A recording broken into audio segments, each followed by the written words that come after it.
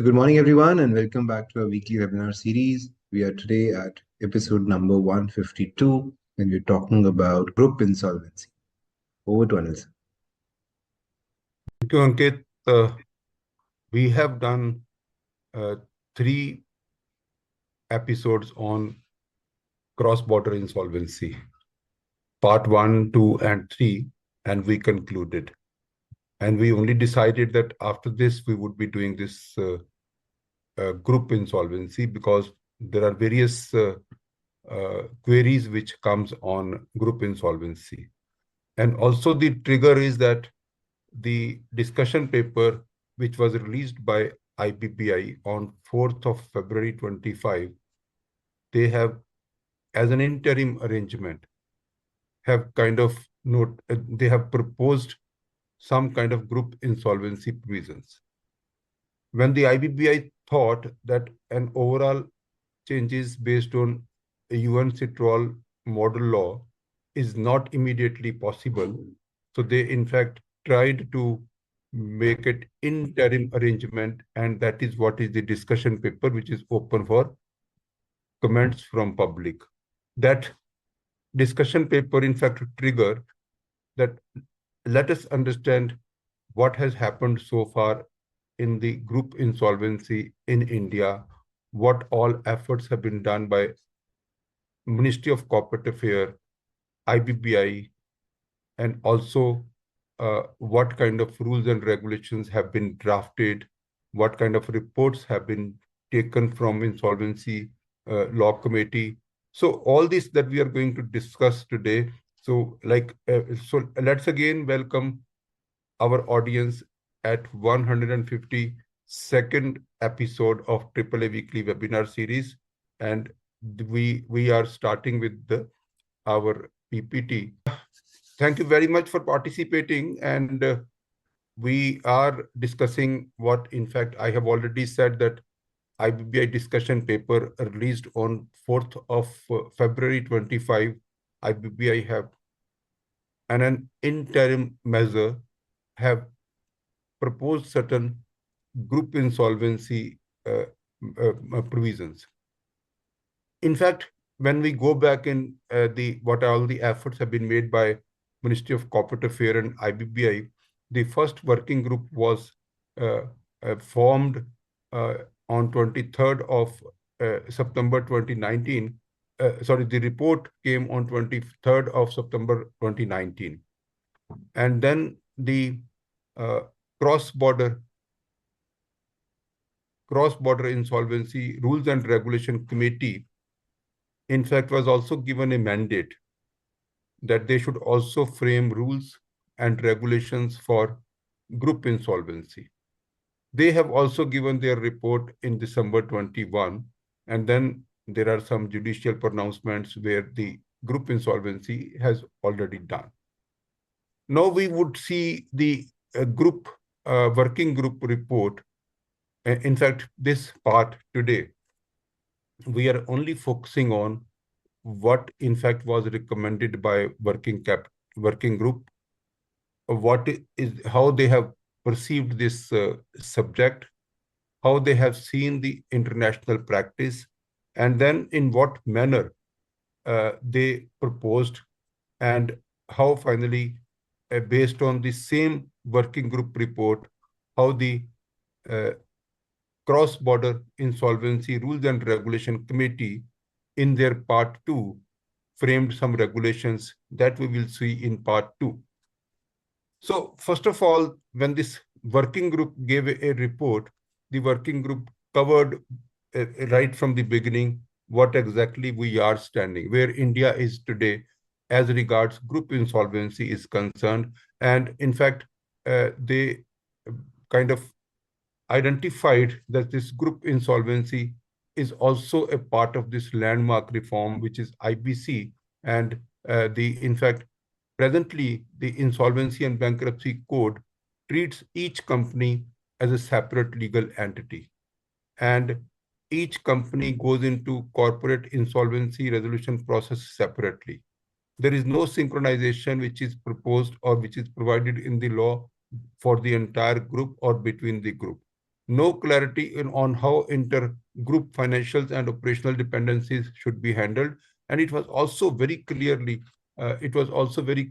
in fact, mentioned in the working group report that it so happens that in a group, in case there are one or two companies are insolvent and there are other companies which are solvent, so there is a strategy with the promoters would try to shift business. They would try to shift assets to the solvent companies, and any company which is close to insolvency would further lose value. The creditors will lose value. So they actually they can do this kind of perverse activities. Now, the challenges that we have, it was identified by the working group that the challenges that we have in India or even globally in case group insolvency is not activated anywhere in any jurisdiction, the problem is that there are interlinked companies. And what kind of interlinks are seen? That is one, operational interlinking and the financial dependency on each other. There are group companies, they share assets, they share human resources, there are grantees, there are collateral securities, there are cross-collateral securities, and they are also using common supply chains. Like in case we could have seen this �M-TECH Auto, and they have the �M-TECH Auto had almost, I think, 13, 14 overseas subsidiaries. And it is seen, it is experienced by Indian professionals that the recovery out of �M-TECH Auto has been much, much lower as compared to the assets that this company used to show before the insolvency. And also the other difficulty that we face, that it is the judicial complexity. Different companies of a group are having different registered office in different states. So there are few companies which are in others one state, their other state, and then the different states and different NCLT jurisdictions are handling the insolvency of different group companies. That also causes inconsistencies, different timelines, different professionals, different time for expression of interest for inviting resolution plans, different resolution plans for everyone. So what happens in all these cases? Probably we have seen in the case of ILFS. ILFS also gone into insolvency at the behest of RBI. So the ILFS had 343 entities, and in that case, when this entire group went into insolvency, in fact, there were some solvent companies also. Those solvent companies also went into insolvency. So that where in this process, what is the result? The result is basically value erosion for the creditors without coordination, and that actually because the business is interdependent. And like if we have seen in the video con 13 entities were merged for resolution to avoid value destruction. So that is the background that the working group has given. The working group report actually is now in 4 parts, and the first part says background, formation, and the need, and what is the working process, how they are working, how this working group has worked, how many people they interviewed, how many professionals were consulted. That is all was given in the part 1. Part 2, in fact, identified the challenges and the justifications and the international comparison why we should have the group insolvency. Part 3 is the what should be the elements of applicability, on what kind of companies or what kind of groups it should be applicable. So that particular part 3, in fact, dealt with the definitions and also the procedural mechanisms. Then part 4, in fact, is the recommendations and how this group insolvency can be implemented and the future roadmap. That is in the part 4. Now, when we see the working group, in fact, recommended, working group identified that what is required for value enhancement, what is required for group insolvency. So the group, in fact, the working group identified that the procedural coordination is very important. Procedural coordination will include communication between stakeholders, uh, adjudicating authority, and also the resolution professionals, and all stakeholders. Between all stakeholders, it is the communication which is very important. Then is the substantive consolidation, like means the some of the assets and the liabilities uh, of the insolvent companies that actually should be combined together. However, the assets of the solvent companies should be kept beyond the insolvency process. Then the most important focus of the working group was that the tendency of shifting the assets and good businesses to solvent companies, that should be avoided. And these are the perverse behavior of the promoters that has to be avoided, and that should be considered as fraudulent. And all those fraudulent entries should be considered as that should be collectively. See, now presently what is happening is that the company A is the holding company, and the holding company has invested in different subsidiary companies, and some subsidiary companies has given loan to holding company has given loan to subsidiary companies. So the claims that are being filed, uh, those are all kind of basically that is the capital of the promoters, but that is actually now coming as the loan from one company to the other company to the other. So that also complicate the matter. And then again, I have seen that in my cases also, some kind of security interest is also being created between the companies to kind of delay the process and to save some kind of salvages out of the uh, insolvent companies for the promoters or for the solvent companies. So it is also important that the group interconnections must be decided, must be identified, so that the whether the group insolvency framework, that should be applied or not, and that if that is to be applied, on what all companies it should be applied. Now, see, it is also recommended by the working group that the law should establish the structured framework for resolving insolvencies, and uh, it is basically the law should be enabling, and some part of it should be voluntary, and some part of it should be mandatory, so that the stakeholders, the committee of creditors, should be the final uh, uh, decision-making body whether the group insolvency is required, and if required, what all are the companies where the group insolvency can be combined, and if also yes, then uh, what kind of procedural alignment should be done.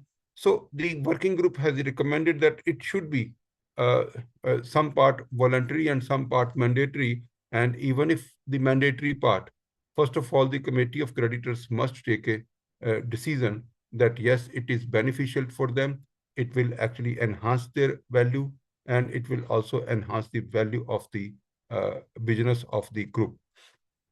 Then as these are the benefits of the working group, in fact have identified some of the benefits, like the coordination between the amongst the insolvency professionals, coordination between the adjudicating authority, committee of creditors, information sharing, transparency, efficiency in the resolution, and also ensuring that the solvent companies are kept away from the group insolvency. The working group also recommended that it should be implemented in phased manner, and phase 1 and phase 2 and phase 3 is proposed in the working group. Now, in the phase 1, it should be applicable to only to domestic group insolvency mechanism, and in the phase 1 it should be one procedural coordination, and like only to counteract or to avoid this perverse behavior of the promoters, where the assets and businesses, good assets and good businesses are being transferred to solvent companies. So these are the two things that the working group has recommended. One, it should be applicable to domestic group insolvency mechanism. Two, it is the procedural coordination and the contract perverse behavior. Phase two is that it should be expanded of the cross-border insolvency also.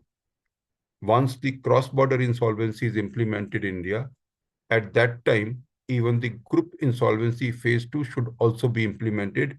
That means presently, when the cross-border is not implemented, how can we implement the group insolvency for where some companies are in foreign jurisdiction?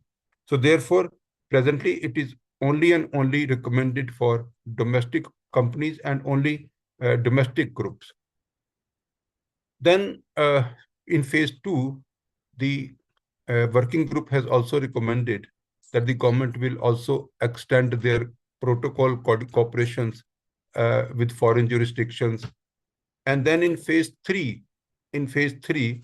it is basically also recommending that the substantive consolidation may be done, where the assets and liabilities can be merged or demerged in some of the cases, and that would be considered as the final phase 3, where even during the insolvency process of a group, the assets and liabilities can also be merged in a particular bucket. Now, the working group has recommended that the group insolvency framework, it should be applicable to holding companies, subsidiary companies, and also associated companies. So the associated companies are also defined under the Companies Act. And secondly, it should be applicable to those companies which are economically interdependent and form a commercially recognized group. Now, adjudicating authority should have a power to determine interlinkages, ensuring practical flexibility. Now, the scope of applicability of the group insolvency framework, that is, one is the procedural coordination mechanism that has to be applied to the companies in default and under CIRP, and rules against the perverse behavior. So these two things are immediately recommended to be applicable. So that is what the gradual. But then the group, in fact, continues later to also finally recommend, because see, this is all the discussions that the group is doing in their report, and then also discussing what kind of procedural coordination should be there once a group is identified and once a group insolvency framework is adopted on a group. Then the group is then the WG, we are actually saying the WG as a working group. Otherwise, the working group and the group insolvency is actually getting like confused. So the WG also recommended the joint application should be filed for CIRP.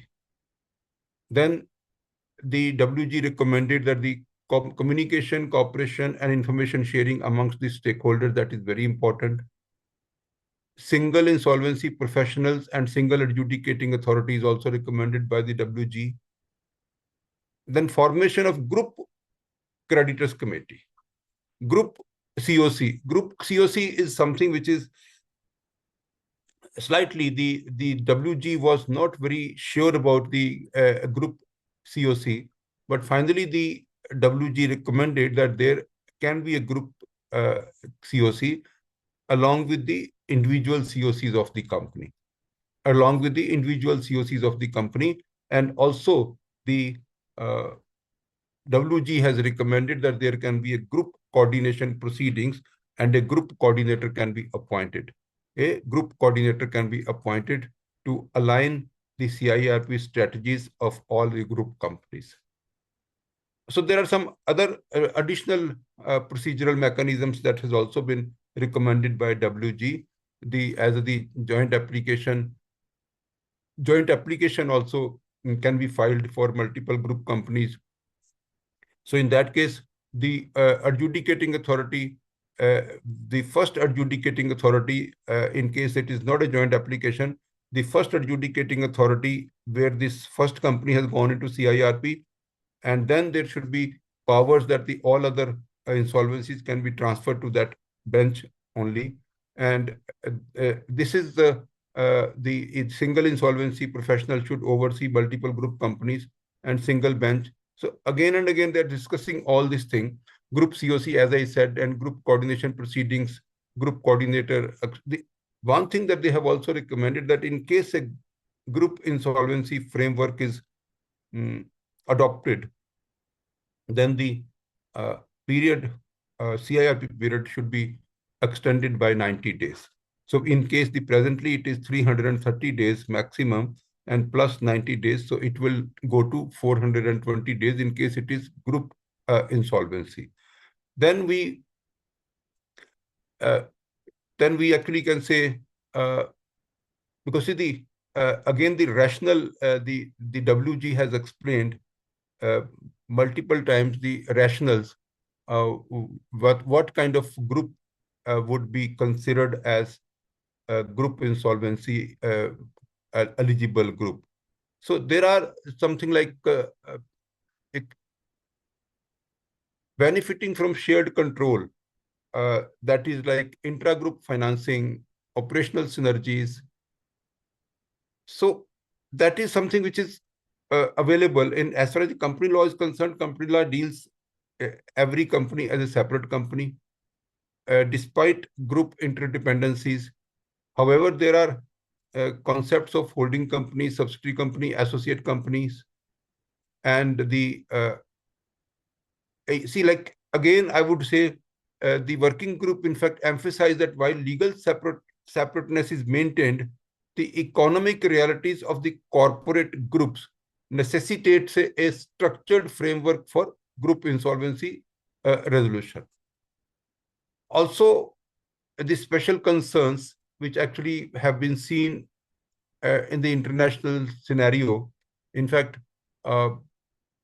internationally, it has been seen that the group, when the group becomes very large, so many companies are in the group that the insolvency of one or two, in fact, companies would be detrimental to the interest of creditors. Because if a group has, say, few companies, like I know that there are groups in India also, they started a company, for example, a thermal power company. The entire group is working very well, and that thermal power company is not working because of one particular time, the thermal power industry was not in profits because of the two factors, reducing realizations and increase in the input cost. But I have seen, like, when the promoters think that this particular company is now NPA, so there is a tendency to shift whatever is left in that company to other solvent group companies.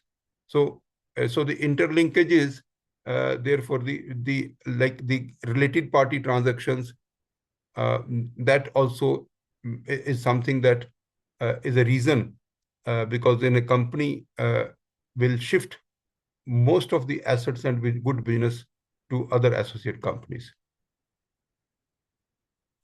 So the working group also said, even some examples are given, that there are companies which are depending upon each other for even operations. And they have taken a manufacturing company operations. So there can be some kind of horizontal alignments, or there can be some vertical alignments. Now, when we say vertical alignments, means the one company is manufacturing some components, and a second company is also manufacturing some components, and these two companies are supplying to the main automobile manufacturing company, and main company is depending upon the other two companies, and the other two companies are depending upon the main company. So that kind of operational synergies and operational linkages and interdependence is also something which is very, very important, that the group insolvency should only be started. Otherwise, in case out of these three companies, no company will be able to be resolved independently. And the other company which is left outside from the insolvency framework, that company will also not be able to survive. Or so that is where we are saying the other examples of where the group company is group insolvency is very important is where the assets of one company is used for raising loan for other company. One company has given corporate guarantee to the other, and the other company has given corporate guarantee to the third company. So all this finally will come as claims to the insolvency professional, and then unnecessarily the claims also goes up, and it is complete confusion. And the as a result, what happens? One, that it is delayed. Two, the value for the creditors, in fact, also compromises. In case we try to resolve the group companies separately, as I said, it would be difficult for some of the group companies to even survive. It will also lead to higher cost of resolution, and the efforts would be duplicate. In fact, I have three companies with me, and all the three companies, the promoters are same, the creditors are same, the business is same. Presently, we are trying to do a kind of meeting for one, meeting for two, meeting for three. So with the same subject, and we are trying to repeat. And then coordinated resolution to maximize the value, because I see that in case at the example that I gave, that the operationally all the three companies are interdependent, and in case I try to resolve all the three together and try to invite resolution applicants for all the three, it would be in fact attracting more value, because then it will be business as a whole and not only one part of business. And that one part of business also would be depending upon the other company, and that company might even play differently to reduce the value which the lenders will realize. So, see, this is what, Ankit, I would just give this example, even this example which is there in the working group report, that one company is having forging facilities, the other company is having casting facilities, and the other company is having machining facilities. All the three companies are manufacturing different parts, and then they are again giving it to another separate company, and finally it comes to one company which is manufacturing an automobile product, and that is going to customers. Now all these companies are interdependent, and all these companies are none of these companies would be able to survive independently. So therefore, if there is insolvency for one company or two company or even 50% of the companies, that will be completely futile, and even it will be very difficult to keep these companies as a going concern during CIRP. So therefore, according to our experience, such companies can only go for group insolvency framework. Yes, Ankit, would you like to say and add what are the other things or rationales and for group insolvency framework? I think we are seeing so many examples that group insolvency also makes sense sometimes when you kind of have common promoters, and those common promoters are of course not giving you not cooperating. That also happens sometimes, and the company's survival depends on each other. Example, in case let's say one company has a trademark and the other company uses that trademark to kind of run a business which will not run without that trademark, then I think there is some interlinkage there also for one school to kind of have a value, or one company to have a value in reliance with the other company.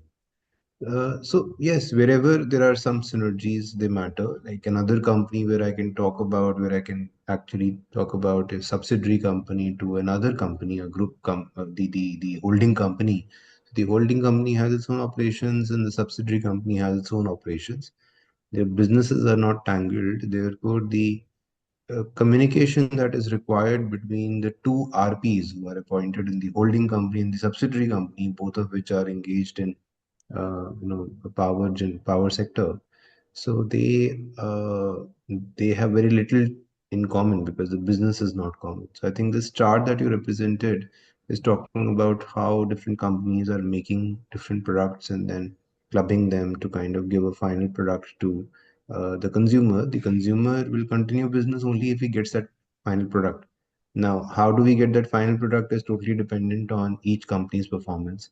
But let's say in that same example, two companies are not insolvent and one company is insolvent.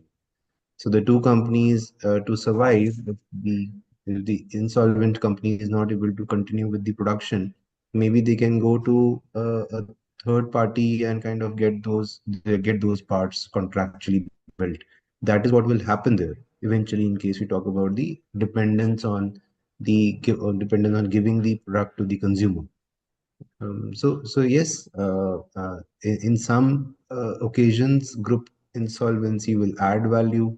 In other occasions, it will only be a framework where, as per my understanding of the entire process, the creditors and the creditors, the insolvency professional can be common. The creditors will interact with each other, common pool for the creditors or common COC meeting. So all that will make sense where uh, finally you get a better value or a better resolution plan for A plus B, and that A plus B, when it becomes A plus B, should then become bigger than A and B individually for the creditors. That I think makes sense. You're right, and I would continue further, and I would say that, like in India, presently the insolvency law as well as the Companies Act, they treat each and every company as separate legal entity. Each company has a limited liability, and the assets are completely partitioned. Creditors and stakeholders are also completely partitioned. Even within the group companies, even at times that we are also supposed to make some consolidated financial statements, but that uh, financial statements are also kind of, I would say, is used or kind of misused for making presentations before the shareholders, before for making the uh, uh, giving results to the stock exchanges, and also to present the group strength before the lenders. And at times, because of these consolidated balance sheets, the lenders also consider as a group as a single economic unit. They also consider the total group exposure, and their decisions are also based on the group strength. Their decisions are not based on the individual entity of a group, because I have seen a group taking a loan in a new company based on the strength of their other companies and based on the securities and the collaterals of the other companies. So the lenders also treat group as one single economic unit, but when the companies go into insolvency, then it actually they feel that this particular company was having the least amount of assets, and that company have gone into insolvency. So therefore, when they kind of uh, lend the company money to to this company, it was not really seen that the individual company will go for insolvency, and it will be very difficult for them to recover. Now, in this example, the working group says that there is a holding company, and then there are subsidiary companies, and then there are these subsidiary companies are investing in some companies as in the equity, and in some companies as in preference shares. And then there are different projects. So these are the group companies then where the lenders, in fact, may view them as a single economic entity, because the decision making is centralized, investment is coming also from main company, and then so what I'm trying to say is uh, this is the normal structure of various groups in India and in overseas.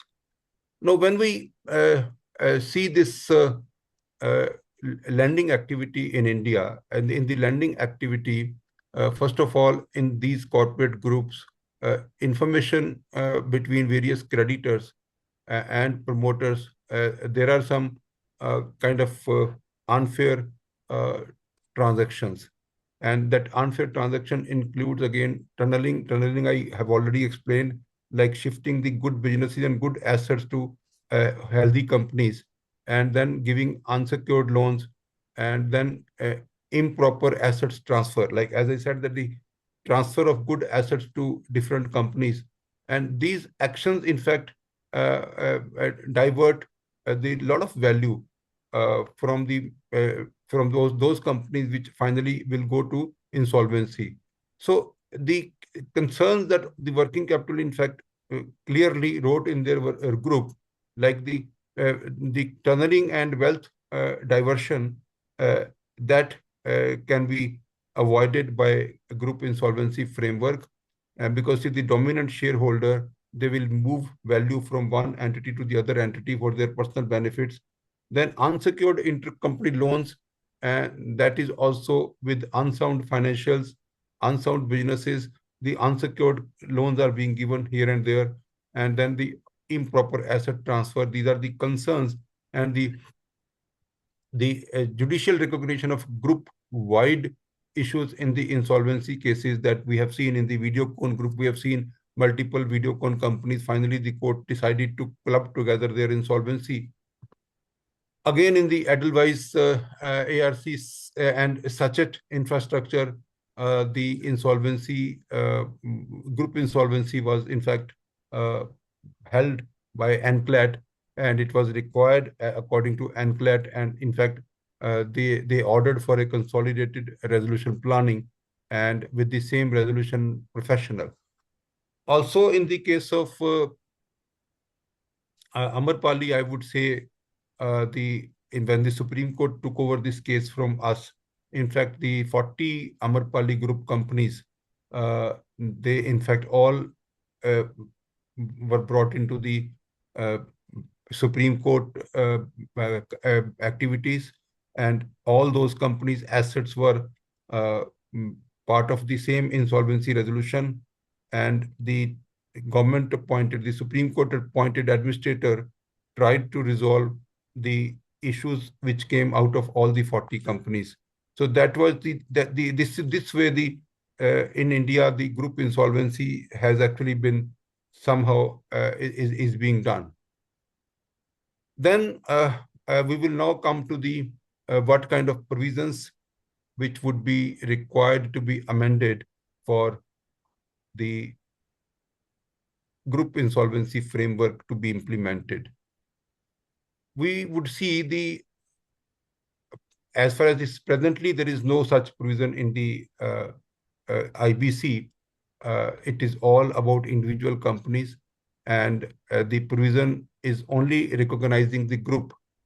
It is only recognizing the group for the purpose of related party transactions, and also for the purpose of the avoidance transactions, because for related parties, the look-back period is higher than the unrelated parties. So, however, the comprehensive framework is not presently provided, and the group insolvency efficiencies are not provided in the IBC. When we see this section 60 subsection 2 and subsection 60 subsection 3, it ensures that the NCLT bench handles the insolvency of a debtor company and its guarantor. The guarantor and the debtor company should handle, in case there is a corporate guarantor and in case there is a main borrower, both will be handled by the same NCLT. That is what is presently provided in the IBC. It is basically kind of holding the corporate guarantor and lender is there, but not really a group insolvency. And also, when we see section 18 clause F and section 36 in liquidation, the RP or the liquidator can take control over their subsidiary companies through the extraordinary general meeting and through inducting the directors and through the directors taking control and custody over the subsidiary companies. That is what is provided in section 18, subsection F and section 36. And as I said, the related parties, those structures are already given. Who is a related party as per section 5, subsection 24, where the related party transactions are also supposed to be approved by the committee of creditors. Look back period is higher in the case of related party, and also section 29A and section 21. Section 29 restricts the resolution applicant, all the parties not eligible under section 29 capital A would not be able to become a resolution applicant. And section 21 prescribes that the voting power is not given to related parties. And the gaps that we need to cover, in the insolvency code, and that is something where we have to completely structured group framework has to be made, and the presently ad hoc judicial interventions are being done, so that has to be closed. That should be ended. So the only thing that the working group has recommended, that it should be a structured group insolvency framework, and ad hoc judicial decisions only would be avoided once they have the structured group insolvency framework.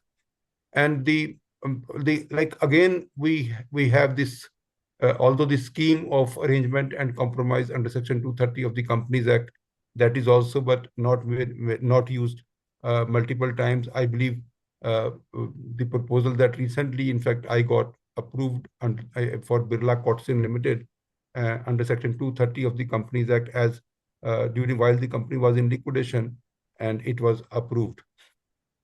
Then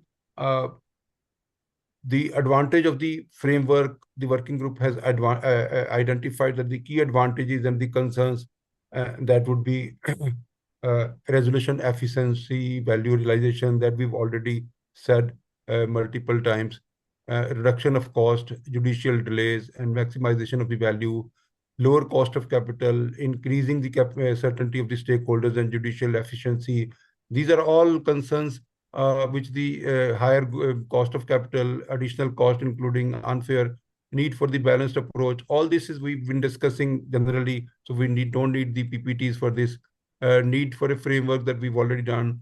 Then see this is the so the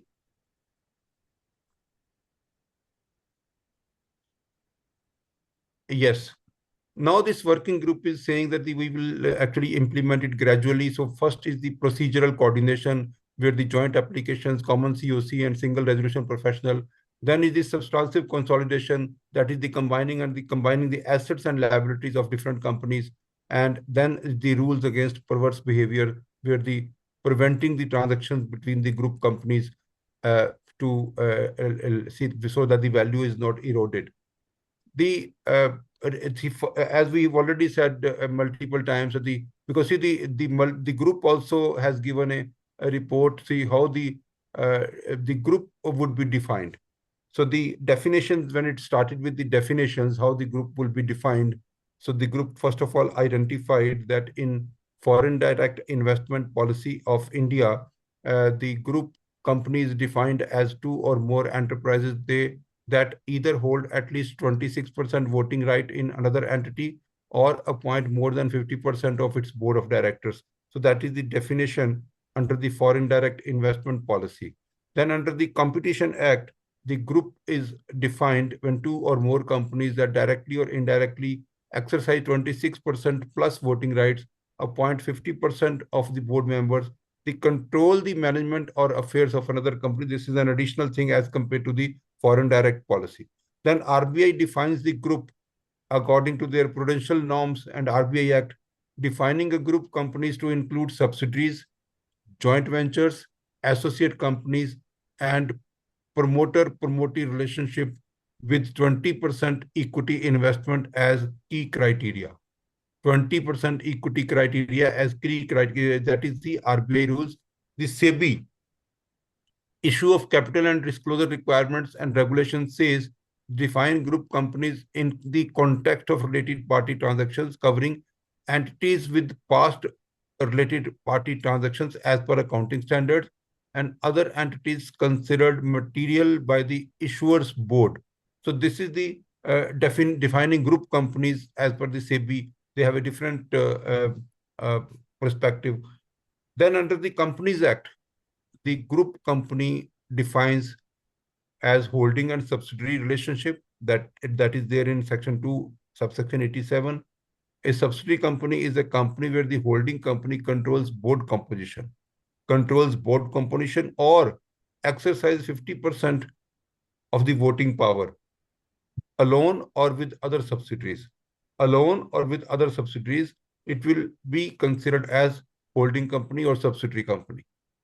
Then associate companies are also defined in Companies Act under section 2 subsection 6.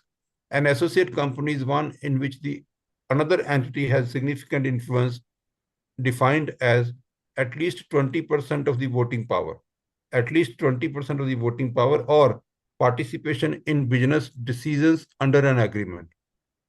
Participation in business decisions under an agreement. So these are the various definitions which is given under different perspectives like RBI, SEBI, Companies Act, foreign policy. Now, in the international insolvency framework, the European Union regulations have given different the corporate group, a parent undertaking and all its subsidiary focus on vertical group structures where holding company controls multiple subsidiaries.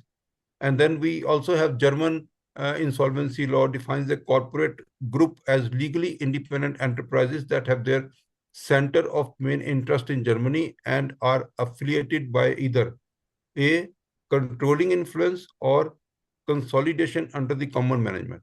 Includes both partnership and corporations covering horizontal and vertical group structures. Then United States bankruptcy law says the rules to affiliated companies, affiliated they have a different definition of affiliated. UNCITRAL defines an enterprise group as two or more enterprises interconnected by control or significant ownership. Control refers to the ability to determine directly or indirectly the operating and financial policies of an enterprise, takes into account both horizontal integration, cross ownership amongst companies, and vertical integration, that means parent subsidiary structures. Now, what working group recommended? The working group first saw what is different provisions and what is recommended by, and then the working group saw the international practices. Now, what working group in fact recommended is the working group recommended that the some stakeholders emphasized that it should be based on the control and ownership. Some of the stakeholders said that it should be based on accounting standards, consolidated financial statements. Then some said that it should be like judicial discretion and it should be decided by NCLT and it based on the economic interdependence. So they said that we would be recommending something which is clear, predictable, and they also would cover horizontal and vertical integrated groups with strong financial and operational interdependencies. Therefore, they finally recommended that the definitions from the Companies Act that should be adopted, which defines holding and subsidiary relationship on board control and voting power, associated companies which are influenced through significant voting rights or participation in business decisions. So this approach ensures clarity for the stakeholders while covering most group structures in the insolvency proceeding. So finally, the working group in fact recommended that the Companies Act should be adopted, holding company and subsidiary company, and also the board control and the voting power control, and also the associate company. So that is what is the group company definition as per the working group recommendation. And then they also recommended that the adjudicating authority should have the discretion for special cases which are commercially interlinked companies and does not fall under the Companies Act definition of a group. So they also suggested that it can also be made an application-based inclusion. Application-based inclusion in case there is any application which is given to NCLT, and NCLT will only see two objectives. One, that this application for group insolvency, if it is maximizing the value for the creditors and does not harm the economic viability of included companies. So these are the two objectives, so that the adjudicating authority can also decide based on the inclusion application-based inclusion mechanism. So in case we summarize, one, that the group, as far as the working group recommendations are concerned, the group will be based on the definition of Companies Act: holding company, subsidiary company, and then associate companies. And for all the three, the definition of Companies Act would be adopted. Then adjudicating authority will have the power to specifically go for group insolvency framework in case these companies are commercially interlinked and the insolvency, collective insolvency would be beneficial to the creditors.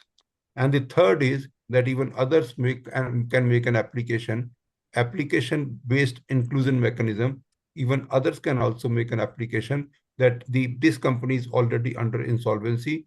We have to include these 2 or 3 or 4 companies to this insolvency only because the maximization of the value, and also the so that even the economic value for the other companies which are sought to be included in this group insolvency process would also be protected. Then the applicability of procedural coordination and perverse behavior rules, that is like this particular rule is not applicable to not solvent group entities, and these rules should only be applicable to not solvent companies. Then as far as this cooperation is concerned, so there are two parts of cooperations and coordination which is recommended by WG. One is mandatory and the other is voluntary. Mandatory cooperation, communication, and information sharing is recommended, and some is also voluntary. And then the rules which is like against fraudulent intra-group transactions and from one group to the other group company, that is also like readily to be implemented. Then it was also discussed in the working group report whether the partnership firms, trusts, or even proprietorship firms within the group should be included in the group or not. Working group, in fact, suggested that in India, so far, the insolvency of partnership firms or proprietorship firms have not started. And also, they have not got any kind of feedback from the market that in groups, there is a high frequency of having partnership firms or even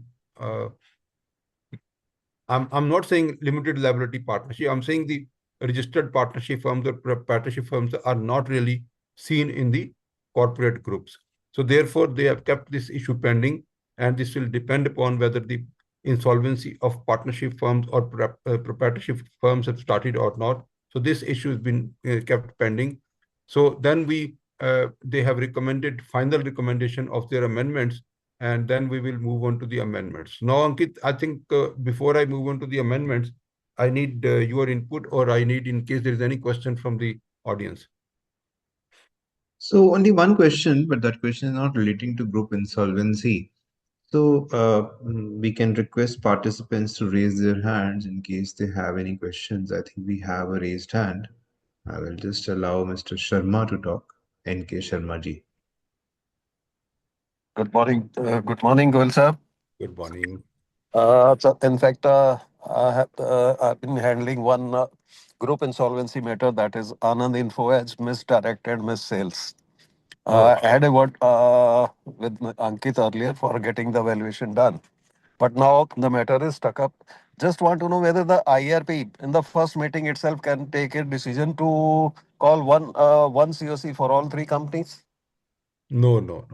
So that is not possible. Like unless the unless it is considered as group insolvency, Yes. and you will have to have all the three COC meetings separately.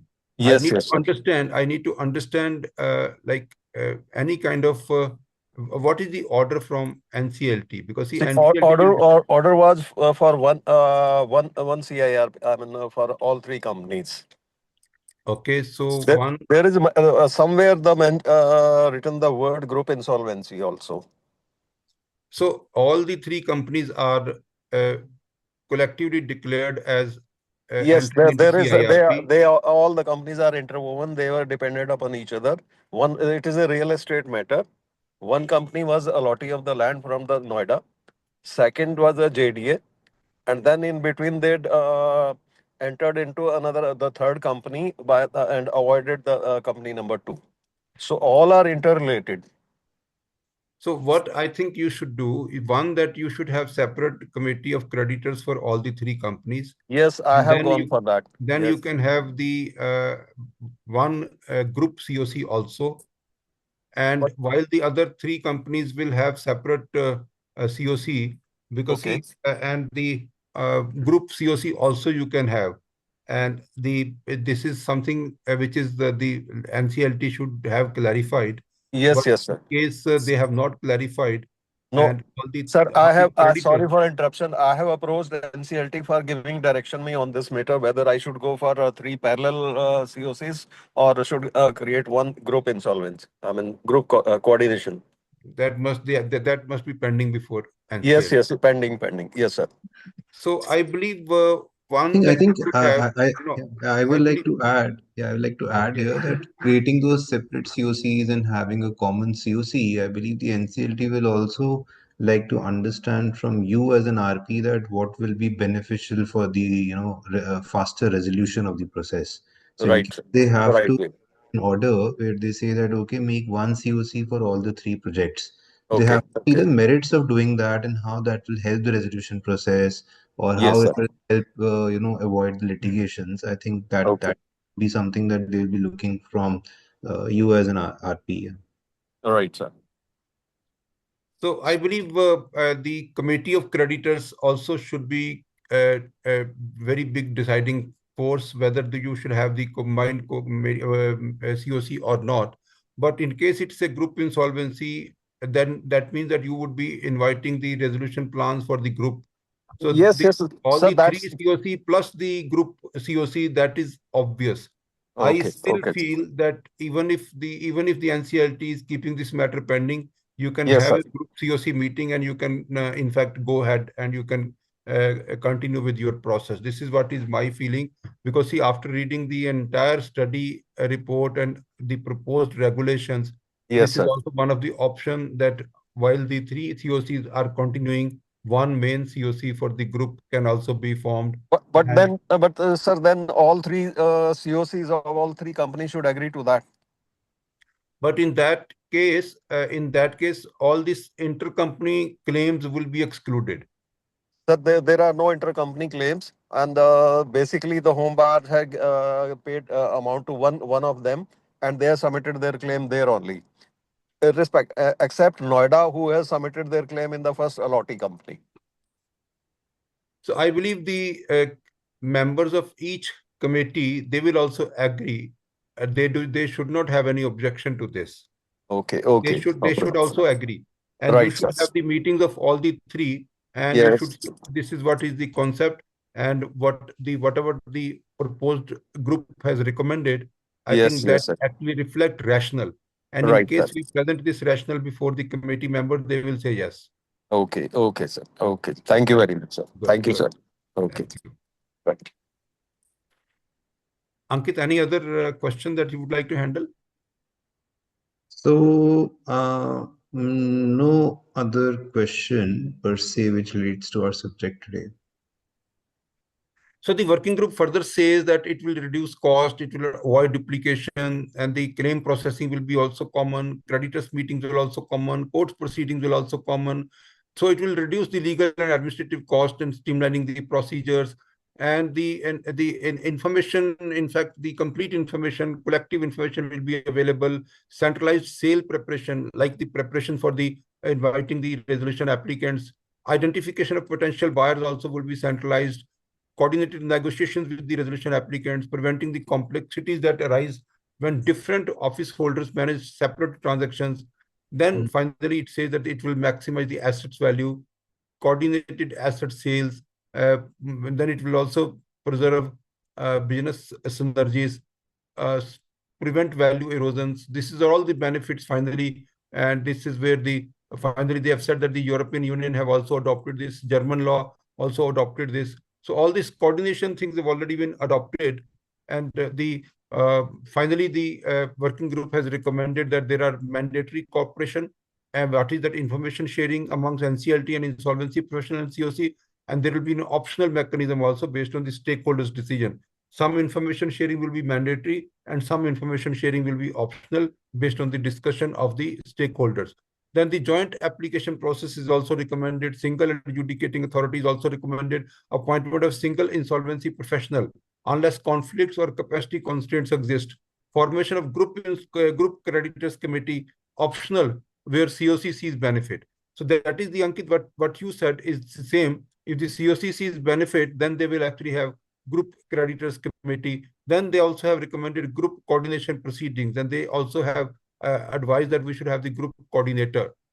Joint application process is also defined, and that is also enabled but optional. So what they are saying is it should be enabled, but it should be kept optional.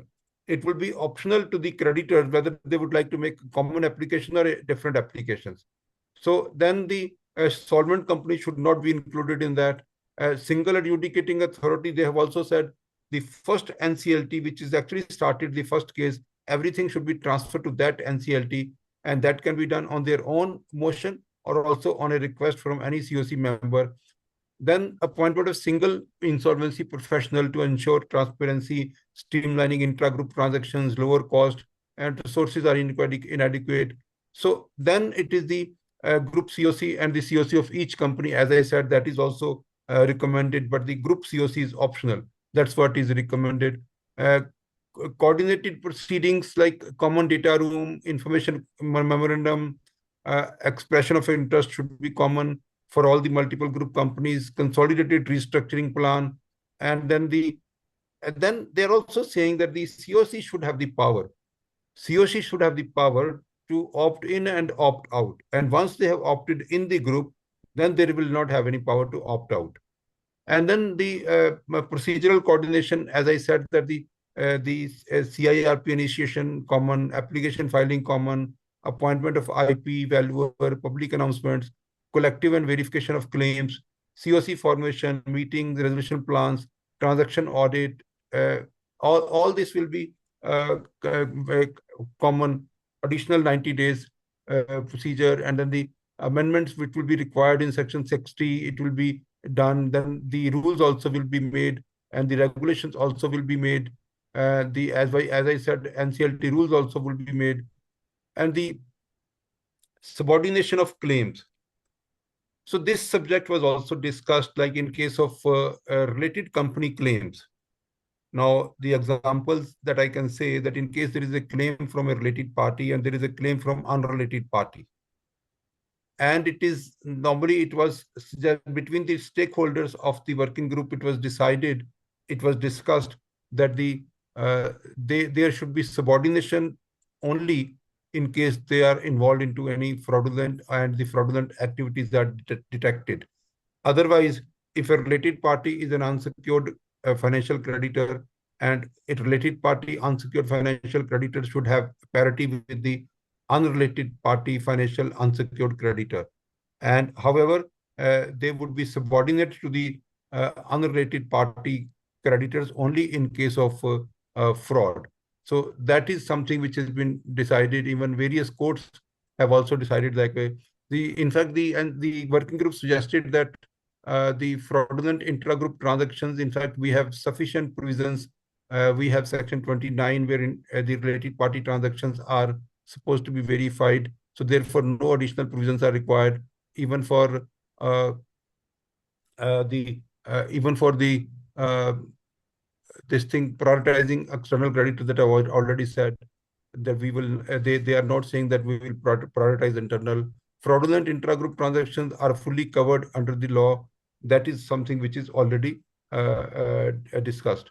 So this is the complete report from the working group, and in the part 2 we would be discussing on various regulations which are proposed by the cross-border insolvency rules and regulation committee, and this was a second mandate to them that they would also be drafting the rules for cross-border framework.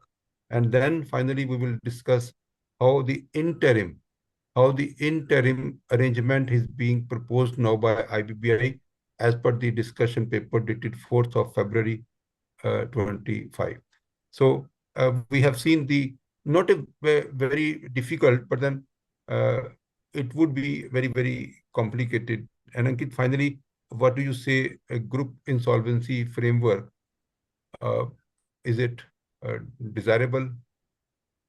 I think it's desirable in many circumstances, and wherever there's stress in one company and other companies, the overall benefit can happen. The group insolvency is definitely a good idea. We have seen decent results with large group insolvencies like Videocon, like a few projects that we are doing. There again, managing them at a group level is important. And yes, I think when in what circumstances is the COC required to be combined? In what circumstances is the coordination required at that high level? Can always be a few cases rather than all. All right, then I think we can conclude. Thank you very much. Thanks a lot. Everyone. This is our way of learning.